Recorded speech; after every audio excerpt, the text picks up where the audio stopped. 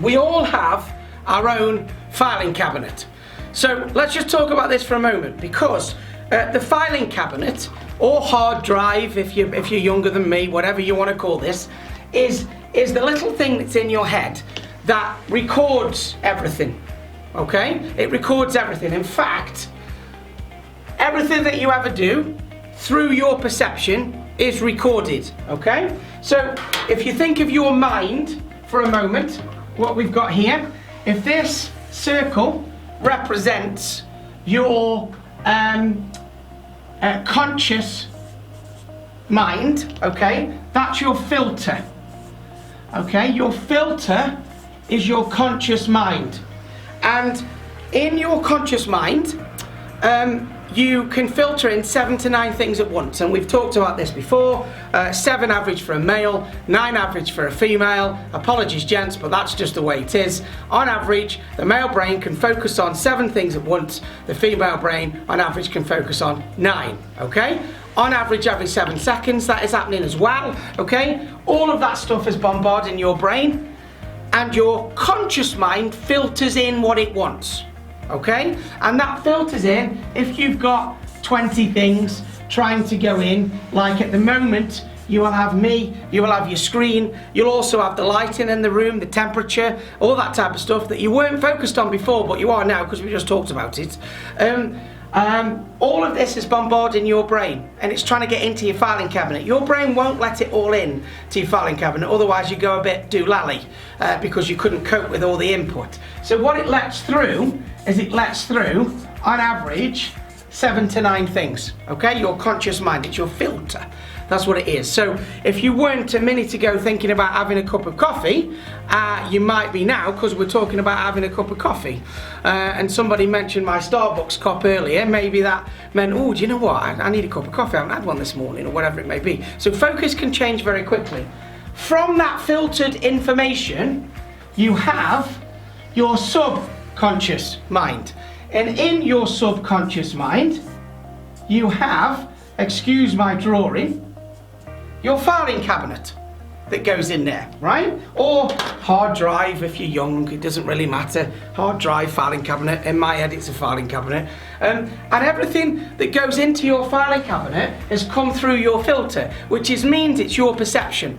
So everything that you've ever perceived through every single sense that you've got, hear, feel, smell, see, taste, whatever the sense is, then everything you've ever perceived through every single sense is in your filing cabinet. Now just take a moment to think about that, because the theory states that you record everything from just before you're born. It's just our recall of it that is the problem, because once it goes into your filing cabinet, somehow you've got to get it back out when you want it, and we can't recall all of the stuff that goes in. Whatever you get recorded going in, potentially you can recall.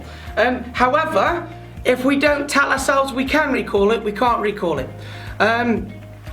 So for instance, if you're one of those people that says, I'm terrible with names, I can never remember names, I'm rubbish at remembering names, the instruction that goes into your head at that point is, I'm rubbish with names. So if you try to recall the names that you want, you won't be able to, because that instruction's overriding your filing cabinet. Okay? But the theory states everything. This is what hypnosis is based on. Hypnosis is based on turning off this filter here and getting straight into your filing cabinet and taking a file out or putting a file in, depending on why you're being hypnotized. Okay? So this is really important when it comes to emotional intelligence, because everything that you've recorded goes in, but we have to be better at recalling it when we want to get it back out, if that makes sense. However, and here's the most important thing when it comes to emotional intelligence, our filing cabinet is different to other people's filing cabinets.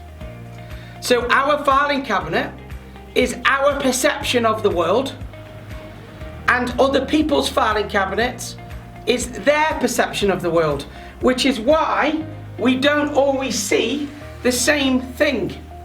You can be looking at the same thing You can have maybe a chair in the room. Oops, gone too fast. Maybe a chair in the room, and somebody will sit on it and tell you that it's comfortable, and somebody else will sit on it and tell you that it isn't comfortable. The fact is, it's the same chair, but we have a different perception of the world based on how we've perceived things in the past and filed all those files into our filing cabinet. This is why understanding other people is quite difficult. I mean, the standing joke for trainers with emotional intelligence is it's a wonder anybody gets on with anybody, because our filing cabinets are so different to other people's filing cabinets. Maybe you've had a time in your life or at work where you've seen somebody do something and you've gone, whoa, what have you done that for? Why would you even approach it that way? Yeah? And to you, it's absolutely crazy why somebody's done something else. But to them, that's the way they would approach it. And so we don't see eye to eye with each other. And this is what hinders emotional intelligence. So trying to understand how people file those files, which is these meta programs, and what files they're running, or meta programs is the actual term in NLP. If we can understand people better and understand these meta programs, we can help understand what's in their filing cabinet, and then we're best able to understand them as a person. Now, it doesn't mean you're going to agree. It doesn't mean for a moment you're going to agree with somebody else's files. But at least if there's an understanding of them, then we have a better understanding of each other, which basically means also you can influence people in a better way. Now, influence is quite an important thing in life if you want to be successful in anything. Whether that's in business, whether that's in sport, whether that's in hobbies, whether that's in being a parent, it doesn't really matter. But in order to be successful, you can't really do it on your own. Success, in fact, there's not a lot on this planet that you can do on your own, in all honesty. And I know some of you will be racking your brains now going, well, there's some things maybe I do on my own. Well, if you go to the toilet in your house, somebody's probably made that toilet and plumbed it in. So in other words, you needed to involve somebody else. Unless you go to the toilet in the woods, fine, I get it, you did it on your own, right? But most things these days, we need other people's input for it. And being successful is a major part of that. And in order to be successful, you need people's help to help you be successful. And in order to do that, you need to influence them, and you need people to want to help you.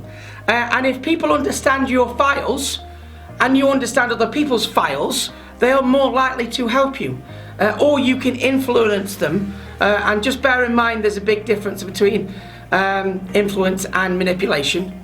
Okay, the main difference between the two is the intent, why you're doing it, okay? The tools are very similar between influence and manipulation, but the main difference is intent. So if you are doing it for the right reason, you know, I want to be a successful business owner and employer and things like that, and you need people to help you. So if you can grow your emotional intelligence and understand how your files work and how other people's files work, then it gives you something to be able to influence people with in the right way, of course, with the right intent, and you can become more successful quicker, or you can help other people become more successful and happier and everything else that people want in life, okay? So just bear in mind, other people have completely different files in their filing cabinets.